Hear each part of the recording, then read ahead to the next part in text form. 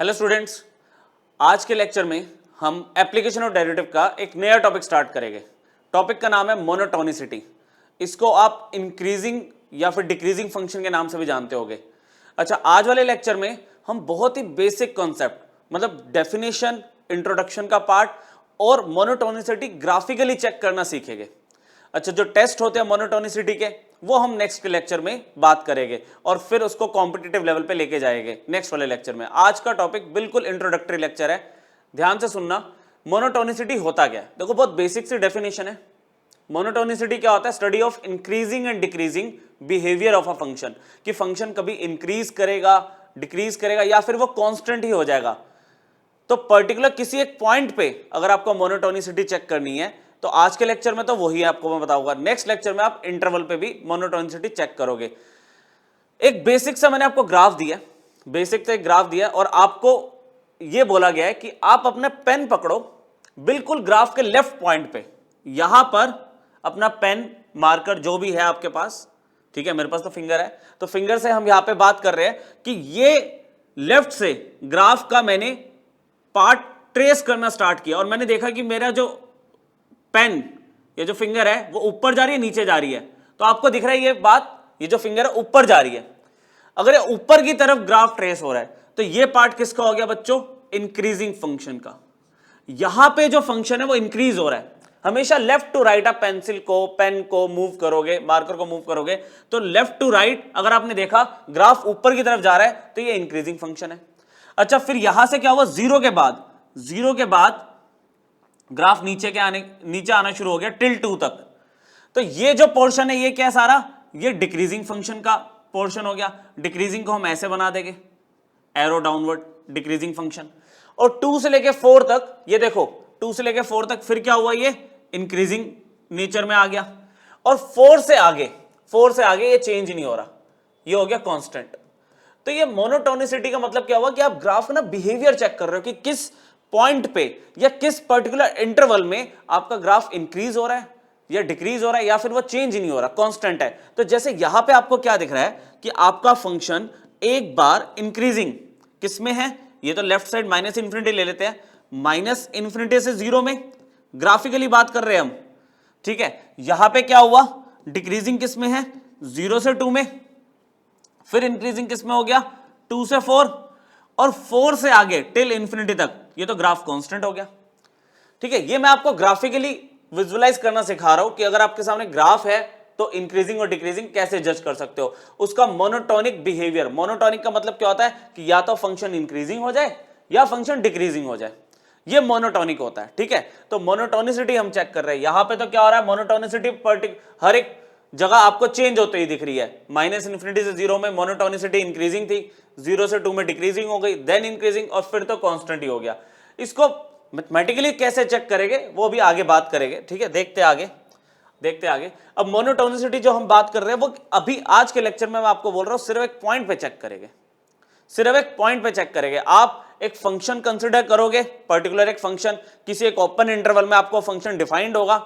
आप उस डोमेन में से कोई एक पॉइंट पकड़ लो और उस पॉइंट के आसपास, जैसे ए पॉइंट हम लेते थे ना, तो ए से कम आपने ए माइनस एच और ए से थोड़ा ज्यादा ए प्लस एच, आपने उसका नेबरहुड कंसिडर कर लिया, जिसमें एच क्या होता है? बहुत ही छोटा एक positive number, arbitrary positive number.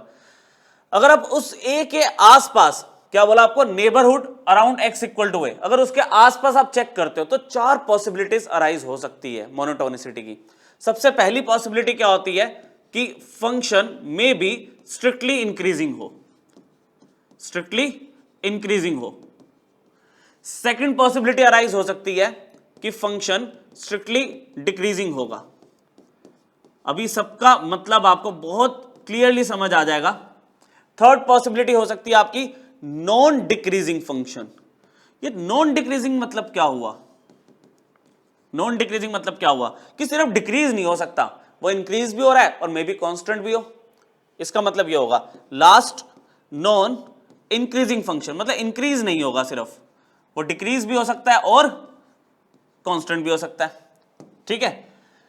तो ये फंक्शन की 4 पॉसिबिलिटीज हम डिफाइन कर सकते हैं, ठीक है। तो इसमें हम देखते हैं ग्राफिकली, एक एक करके जरा समझने की कोशिश करते हैं। ग्राफ मैंने पहले से आपके लिए बना दिए, यहां पे कहता है कि अगर स्ट्रिक्टली इंक्रीजिंग को हम डिफाइन करें graphically, a function f x is said to be strictly increasing about the point x equal to a, इस पॉइंट के अबाउट देखना है। तो मैंने आपको क्या बोला था, ए से कम, आप a माइनस एच, ए से थोड़ा ज्यादा a प्लस एच, जहां पे h क्या है, a small positive arbitrary number, ठीक है, आपने लिया। अब a माइनस एच पे आपने फंक्शन की वैल्यू चेक की, कितनी आ रही है, function at a minus h. A पे फंक्शन की वैल्यू चेक की, function at a plus h पे वैल्यू चेक की, function at a plus H.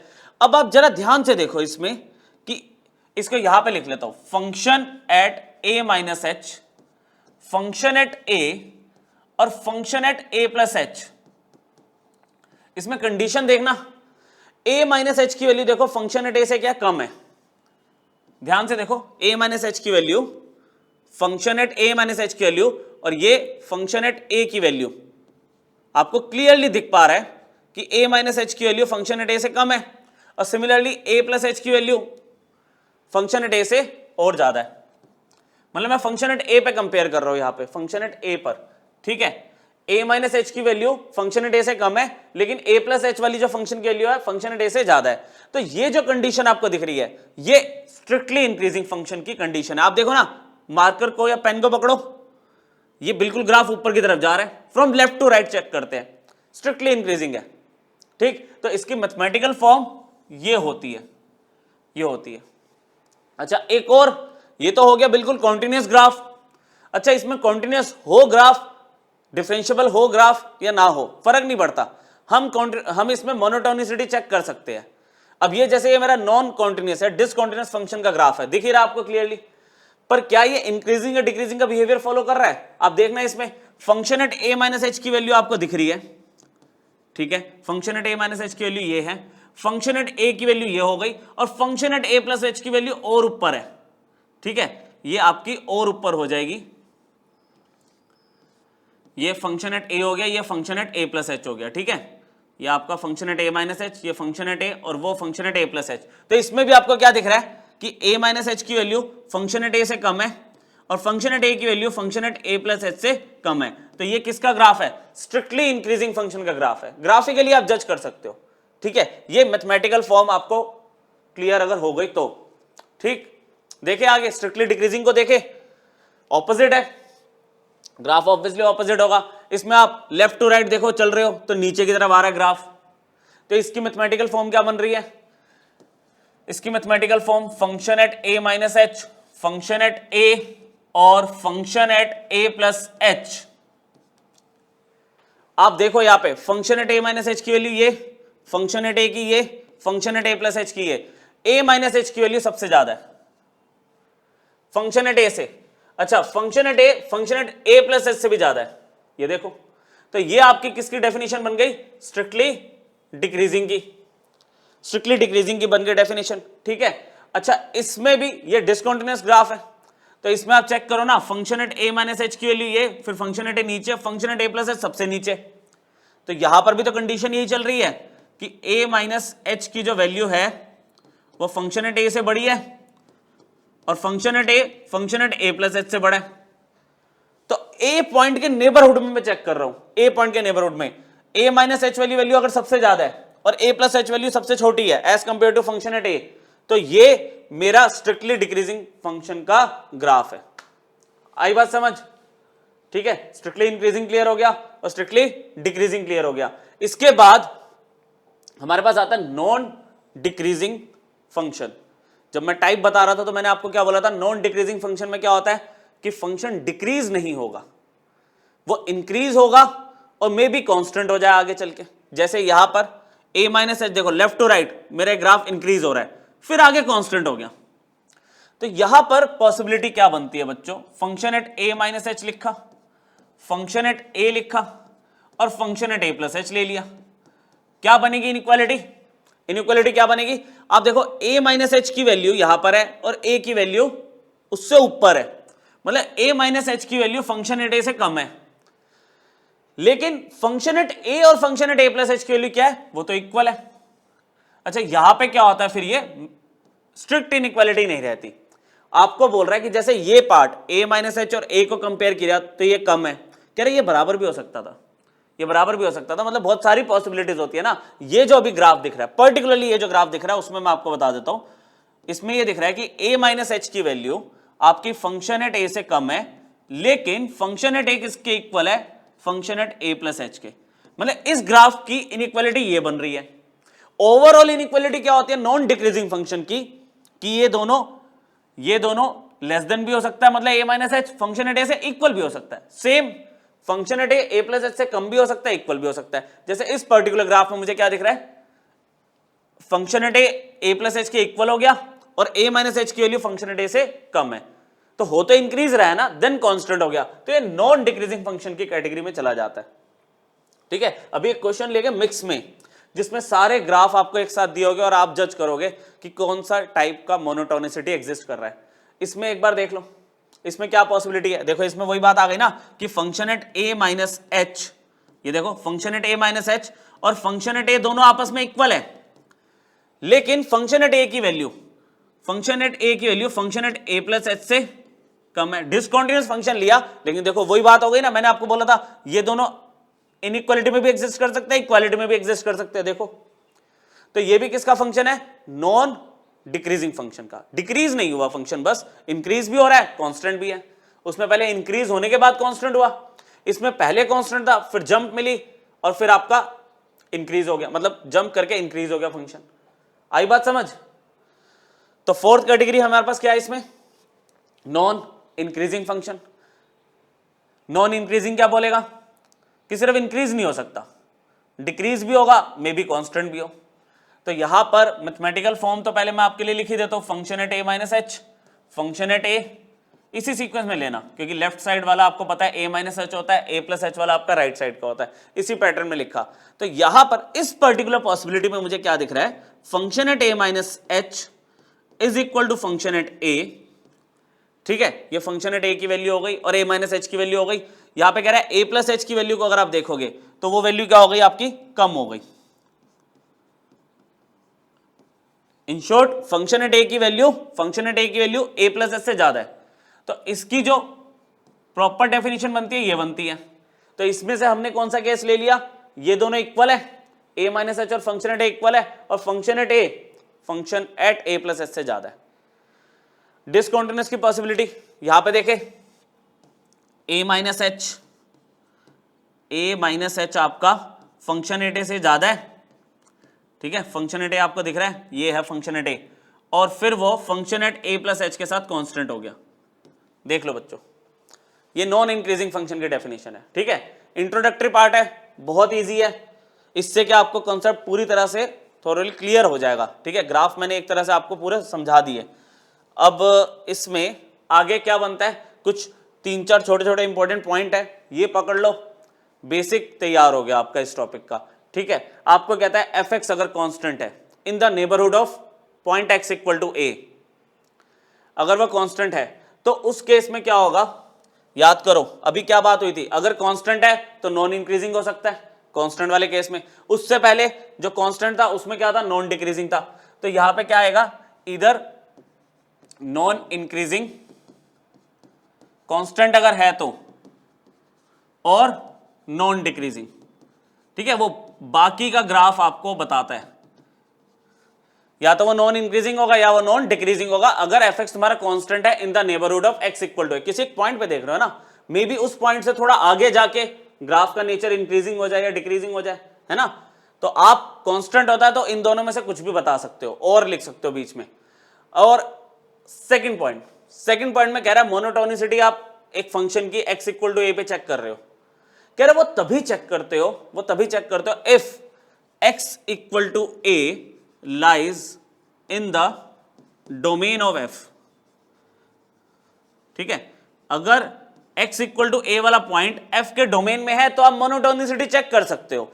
उसके बाद फंक्शन तुम्हारा कॉन्टिन्यूअस हो, डिफरेंशिएबल हो उस पॉइंट पे, वो फर्क नहीं पड़ता, without any consideration of continuity and differentiability at that point. अगर वो डोमेन में है तो आप मोनोटोनिसिटी चेक कर लो। आप a माइनस एच पे देख लो फंक्शन की वैल्यू, a प्लस एच पे देख लो, और a पे देख लो फंक्शन की वैल्यू। चारों में से जोन सा केस मैच होता आप बता सकते हो कि किस तरह का बिहेवियर है उसका। समझ गए, ये 2 पॉइंट क्लियर हुए। 2 और पॉइंट है इसमें, 2 और पॉइंट है। जैसे इसमें क्या कहता है कि आपको फिर से ना एक रिस्ट्रिक्शन दे दी कि x equal two is the only left and point, मतलब इससे आगे लेफ्ट में आप आ ही नहीं सकते, आ ही नहीं सकते। तो इसमें अब आप क्या कंपेयर कर रहे हो, देखो यहां पे ग्राफिकली देखो फंक्शन एट ए ऊपर दिख रहा है, ये सर्कल, ये देखो फंक्शन एट ए ऊपर है, और function at a plus H की बात अगर मैं करूं, function at a plus H की बात करूं तो वो थोड़ा सा नीचे है ना। तो उसमें आप क्या करोगे, आगे वाली इनइक्वालिटी तो देखोगे, ए माइनस एच वाली पे तो जाओगे ही नहीं। यहां पे मुझे क्या दिख रहा है, यहां पे मुझे क्या दिख रहा है, फंक्शन एट ए और function at a plus H के बारे में देखना जरा। फंक्शन एट ए की value function at a plus h से ज्यादा है ना। आपको एक बार चेक करा देता हूं, जब ये वैल्यू ज्यादा होती है तो क्या करते हो आप, ये लो, अगर आपको याद नहीं हुआ है तो फंक्शन एट ए की value function at a plus h से ज्यादा है, तो कौन सा था, स्ट्रिक्टली डिक्रीजिंग, ठीक है। फंक्शन एट ए प्लस से ज्यादा है, इनइक्वालिटी लेंगे ना, इक्वल टू तो है ही नहीं, कांस्टेंट का तो बिहेवियर है ही नहीं इसमें, तो ये क्या केस हो गया, स्ट्रिक्टली डिक्रीजिंग का केस हो गया ये ग्राफिकली। इसमें हम a माइनस एच पे जा ही नहीं सकते, हम जो चेक करेंगे a प्लस एच पे चेक करेंगे। सेम कहानी कि अगर a हमारा क्या राइट हैंड पॉइंट दिया हुआ है, सिर्फ इससे आगे नहीं जा सकते, राइट हैंड हमें लिमिट कर दिया, एक पॉइंट पे चेक कर रहे हैं हम, ठीक है। आगे चल के तो हम इंटरवल में भी देखेंगे, तो अभी तो हमें एक पॉइंट पे बात कर रहे हैं, तो पहले हम पॉइंट का लेफ्ट भी देख रहे थे, राइट भी देख रहे थे, इस बार क्या इससे आगे जा ही नहीं सकते, a is the only left hand point, तो आप राइट की तरफ देख सकते हो, a प्लस एच वाला देख लोगे। इसमें क्या आपका राइट हैंड पॉइंट है, तो आप इससे आगे नहीं जा सकते, आप लेफ्ट वाला देख लोगे। इसमें देखना a माइनस एच और फंक्शन एट a, इसमें क्या दिख रहा है आपको, same function at a again greater than function at a minus H है, किसकी पॉसिबिलिटी है, अगेन स्ट्रिक्टली डिक्रीजिंग, है ना। इसमें हमने सिर्फ सीखना क्या था कि हम किस तरह मूव करेंगे, जोन सा एंड पॉइंट दिया हुआ है, जोन सा and point, right hand point दिया हुआ तो आप लेफ्ट की तरफ मूव करके देख लो, लेफ्ट हैंड पॉइंट दिया हुआ है तो आप राइट की तरफ मूव करके देख लो, तो एक इनइक्वालिटी को आप कंपेयर करोगे, ठीक है। तो ये इंपॉर्टेंट 4 पॉइंट थे। पहला पॉइंट आपका क्या था, कांस्टेंट होगा, तो नॉन इंक्रीजिंग नॉन डिक्रीजिंग कुछ भी हो सकता है। अगर आपका पॉइंट जिस पर आप मोनोटोनिसिटी चेक कर रहे हो वो आपके डोमेन में है, तो फिर फंक्शन कॉन्टिन्यूस हो या ना हो, डिफरेंशिएबल हो या ना हो, हमें फर्क नहीं पड़ता, हम मोनोटोनिसिटी चेक कर सकते हैं। फिर राइट हैंड पॉइंट और लेफ्ट हैंड पॉइंट का केस आपके सामने, ग्राफिकली तो कंपेयर करने का तरीका सेम है, डेफिनेशन नहीं चेंज हुई, लेकिन क्या हुआ, एक एक इनइक्वालिटी पे हम बात कर रहे हैं, ठीक है। ये सारी चीजें समझने के बाद अब मैं आपको एक क्वेश्चन दे रहा हूं, ठीक है, क्वेश्चन दे रहा हूं, काफी सारे पार्ट्स है इसमें, तो इसमें आप सोचते हैं हम कि ये हमारे जो फंक्शंस दिए हुए ग्राफिकली, मतलब आज की क्लास का यही कंक्लूजन है, अगर ये आपने कर दिए मतलब टॉपिक क्लियर हो गया। मैथमेटिकल क्वेश्चंस अभी नहीं करा रहा मैं आज, सिर्फ आपको इंट्रोडक्शन दे रहा हूं ग्राफिकली, ठीक है, टॉपिक की। कह रहा strictly increasing strictly decreasing, non increasing non decreasing, या फिर नॉन मोनोटोनिक कि ना तो इंक्रीज कर रहा है ना डिक्रीज कर रहा है, क्या होगा। देखो इसमें ना आप एक तरह से ये भी चेक कर सकते हो कि आप देखो पहले आपका क्या हुआ, ग्राफ ऊपर जा रहा है, दैट मीन्स इंक्रीज कर रहा है, फिर ए के बाद क्या हुआ, डिक्रीज करने लग गया। हमें क्या चाहिए होता है कि अगर मैं ए के अबाउट देख रहा हूं ना, तो इधर और इधर सेम बिहेवियर हो, सेम बिहेवियर हो, कि कर रहा है तो वो पूरा इंक्रीज करे, कर रहा है तो पूरा डिक्रीज करे। अगर ए के लेफ्ट साइड में इंक्रीज हो रहा है और राइट साइड में डिक्रीज हो रहा है, तो ना तो वो इंक्रीजिंग है ना वो डिक्रीजिंग है, क्या लिखोगे, नीदर स्ट्रिक्टली इंक्रीजिंग नोर स्ट्रिक्टली डिक्रीजिंग, ये आप लिखो। ग्राफिकली आप देख रहे हो, पेन मूव करके देख लो, ठीक है। और अगर वैसे बात करते हो, देखो ना आप a माइनस एच ले रहे हो यहाँ पे, फिर यहाँ पे फंक्शन एट ए ये ऊपर दिया हुआ है, ये दिया हुआ ऊपर, ठीक है, ये भी बहुत मैटर करता है, आपको फंक्शन एट देखना होता है। अच्छा यहाँ पे फिर हमने ले लिया a प्लस एच, तो आप देखो ना आपकी फंक्शन एट ए की वैल्यू, फंक्शन एट ए की value function at a minus H से ज्यादा है, चलो मान गए, इसको वैसे ऐसे लिखो, function at a minus H की वैल्यू जो है वो फंक्शन एट ए से कम है ना, तो हमें लगा शायद इंक्रीज हो रहा है, लेकिन फिर क्या हुआ, फंक्शन एट ए की value function at a plus h से भी ज्यादा हो गई, तो ये डिक्रीजिंग का बन गया। तो ए के अबाउट ही एक बार इंक्रीज कर रहा है एक बार डिक्रीज कर रहा है, तो ना तो ये इंक्रीजिंग होगा स्ट्रिक्टली ना डिक्रीजिंग होगा, ये केस बनेगा आपका। आई बात समझ, आई बात समझ। अच्छा इसमें देखते हैं, इसमें देखते हैं, इसमें मैं यहां पे अगर आपको बोलूं ये वैल्यू आपके फंक्शन एट ए की है ना, तो अगर मैं यहां पे a माइनस एच ले रहा हूं, तो आप function at a minus H को और फंक्शन एट a को कंपेयर करना, आपको क्या दिख रहा है, a माइनस एच की जो वैल्यू है फंक्शन एट ए से ज्यादा है यहां पे। अच्छा, फिर फंक्शन एट ए को मैंने लिया और function at a plus H को लिया। देखना a प्लस एच की वैल्यू, a प्लस एच की वैल्यू क्या होगी, ये function at a plus H की वैल्यू फंक्शन एट a से कम है, मतलब a की वैल्यू ज्यादा है, तो a की पैटर्न चल रहा है ना, ये a की पैटर्न चल रहा है। तो ये पता है किसकी डेफिनेशन बन रही है, आपको समझ आया? Function at a minus H, अगर फंक्शन एट a और function at a plus H ये इनइक्वालिटी अगर फॉलो होती है तो ये किसका है, ये दिखाओ, ये याद आ गया, स्ट्रिक्टली डिक्रीजिंग। एक बार दिखा दूं, इससे पहले वाला ये देखो, इनइक्वालिटी, डेफिनेशन याद कर लेना, ठीक है, डेफिनेशन याद कर लेना तो दिक्कत नहीं आएगी। ये केस था आपका, ठीक है।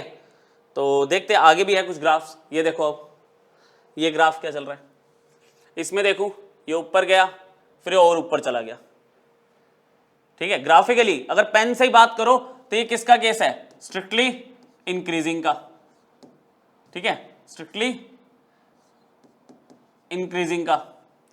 और अगर वैसे देखोगे तो मान लो ये function at a minus H की वैल्यू यहां पे नीचे पड़ी है, फिर फंक्शन एट a की ऊपर हो गई, a प्लस एच की और ऊपर हो गई, मतलब function at a minus H की वैल्यू सबसे कम, फंक्शन एट a से ज्यादा फंक्शन a प्लस एच की वैल्यू।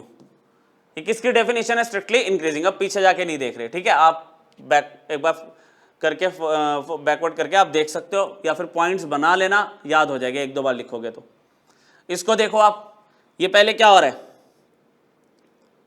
ये ऊपर की तरफ जा रहा है ना, ऊपर, फिर ये नीचे हो गया, पहले ऊपर की तरफ जा रहा है फिर ये नीचे हो गया, मतलब पहले इंक्रीज हो रहा था फिर डिक्रीज होने लग गया। तो अगर ग्राफिकली मैं बात करूं तो नीदर स्ट्रिक्टली इंक्रीजिंग नोर स्ट्रिक्टली डिक्रीजिंग। बाकी a माइनस एच, a और a प्लस एच पे जैसे मैं आपको करके दिखा रहा हूं, आप डेफिनेशन भी फॉलो कर सकते हो, ठीक है। यहां पे देखो मजा आएगा, ये ऊपर जा रहा है फिर ये और ऊपर चला गया, है ना, फिर ये और ऊपर चला गया, तो ये वैल्यू किसकी आ गई, स्ट्रिक्टली इंक्रीजिंग की। ऐसे यहां पे तो बिल्कुल क्लियर दिख रहा है, ये पहले ऊपर आ रहा था फिर a के बाद नीचे आने लग गया। अगेन नीदर स्ट्रिक्टली इंक्रीजिंग और नोर स्ट्रिक्टली डिक्रीजिंग। हो रहा है क्लियर? अभी लास्ट के दो आप करो, ये लो, बताओ कौन सा केस है, कौन सा केस है। अगर मैं आपको ये लो, काफी जगह है, a माइनस एच ए और a प्लस एच पे ले लें हम, तो function at a minus H की value, function at a minus H की वैल्यू फंक्शन एट a से ज्यादा है, ठीक है, और फंक्शन एट a की वैल्यू, फंक्शन एट a की value function a plus h से ज्यादा है। दोनों तरह से बता रहा हूं मैं आपको, ये क्या है, स्ट्रिक्टली डिक्रीजिंग है, ठीक है। ग्रेटर देन की इनइक्वालिटी होती है तो स्ट्रिक्टली डिक्रीजिंग होता है, और मतलब इसके अंदर इनिशियली जो भी वैल्यू थी a माइनस एच की, क्या हुआ, ये नीचे आ गया, ये फिर नीचे ही जा रहा है ना, फिर ये नीचे ही जा रहा है।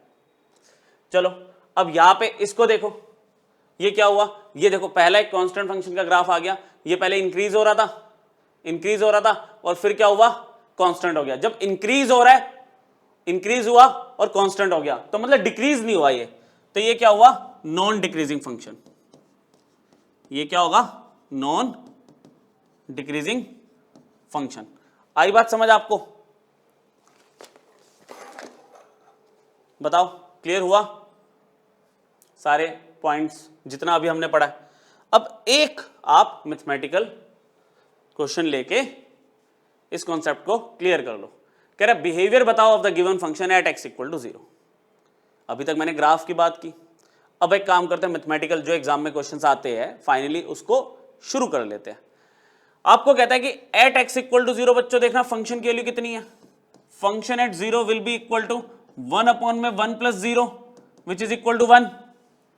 अच्छा, उसके बाद फिर हम क्या करते हैं, हम तो a माइनस एच लेते हैं, a यहां पे a क्या है, यहां पे a क्या है, 0 है, तो इसका मतलब मैं फंक्शन 0 माइनस एच निकालूंगा which is equal to function at minus H, और अगर मैं f माइनस एच निकालने की कोशिश करूं तो वो वैल्यू क्या होगी, 1 माइनस एच, जिसमें h है क्या, स्मॉल पॉजिटिव आर्बिट्री नंबर, ये अगर h की वैल्यू, ये अगर h की वैल्यू अगर मैं कुछ भी लेता हूं, मान लो आपकी 0 से कम लूंगा ना वैल्यू, तो मैं 0 से कम लूंगा, मान लो मैंने क्या किया यहाँ पे नेगेटिव में कोई वैल्यू ली, तो अल्टीमेटली ये जो वैल्यू होगी आपकी ग्रेटर देन 1 होगी, ग्रेटर देन 1, ठीक है। और अगर मैं a प्लस एच लेता हूं बच्चों, तो फंक्शन एट 0 प्लस एच, तो यहाँ पे फंक्शन एट h आ गया, यहाँ पे 1 अपॉन में 1 प्लस एच आ गया, ठीक है। पॉजिटिव नंबर मैं रखूंगा यहाँ पे, तो ये वैल्यू हमारी लेस देन 1 हो जाएगी।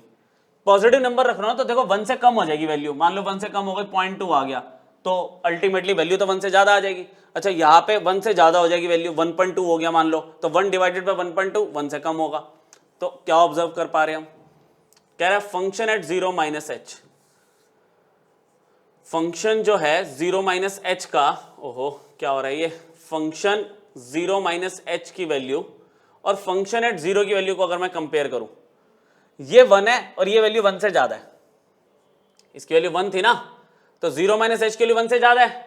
अच्छा फिर ये आपका फंक्शन एट 0 प्लस एच, ध्यान से देखो 0 प्लस एच 1 से कम है, नहीं समझे, आपके पास वही वाले हिसाब हो गया ना, स्ट्रिक्टली डिक्रीजिंग फंक्शन वाला हिसाब हो गया ना इसमें, कि ये जैसे जा रहा है, ये आपका ये ऐसे आ रहा है, तो अगर मैं 1 पे बात कर रहा हूँ, 1 पे बात कर रहा हूँ, मेरे पास जो वैल्यू मतलब यहाँ पे 0 पे बात कर रहा हूँ तो वैल्यू 1 आ गई। अच्छा 0 माइनस एच पे कर रहा हूँ तो वैल्यू मेरी 1 से ज्यादा है, ये देखो 0 माइनस एच पे चेक किया वैल्यू 1 से ज्यादा है, और 0 प्लस एच पे चेक किया तो 1 से कम है, तो डिक्रीजिंग का नहीं है ग्राफ ये, तो ये क्या हो गया, ये मैथमेटिकली स्ट्रिक्टली डिक्रीजिंग फंक्शन है।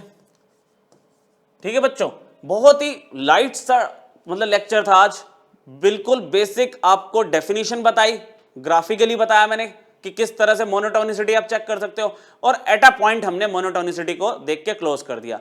नेक्स्ट लेक्चर बहुत इंपॉर्टेंट है, ठीक है, उसके लिए बिल्कुल अलग लेक्चर बना रहा हूं, अगर मैं आज शुरू करता तो मिड में जाके क्या होगा, एग्जॉस्ट हो जाओगे। सेकंड लेक्चर में हम इंटरवल की मोनोटोनिसिटी देखेंगे और उसके जो टेस्ट होते हैं मोनोटोनिसिटी के वो डिस्कस करेंगे। ठीक है, आप इसको एक बार रिवाइज कर लेना, बहुत छोटा सा लेक्चर था, नेक्स्ट क्लास में मिलते हैं, थैंक यू।